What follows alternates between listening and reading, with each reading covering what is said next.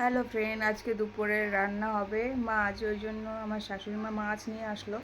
মাছটা রান্না করবো। অনেক দিন ধরে মাছ খাওয়া হয়নি, তো ওই জন্য আমি বললাম যে যা মাছ নিয়ে আসো। তো মাছ নিয়ে আসলো।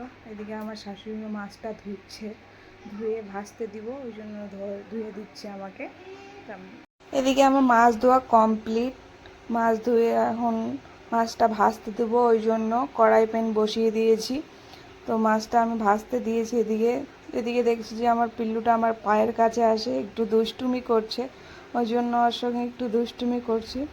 তো ওর সঙ্গে দুষ্টুমি করতে করতে আমার মাছটা ভাজা কমপ্লিট হয়ে গেল। আর ডিম ছিল মাছের মধ্যে, তো ওই জন্য ডিমটাও ভেজে নিলাম।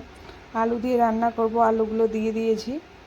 কি বলবো বন্ধুরা, হায়দ্রাবাদে যেখানে আমরা থাকি, মাছ মাংস সবজির অনেক দাম। তো কি করব, খাতে তো হবে। মাছ রান্না করা কমপ্লিট। এখন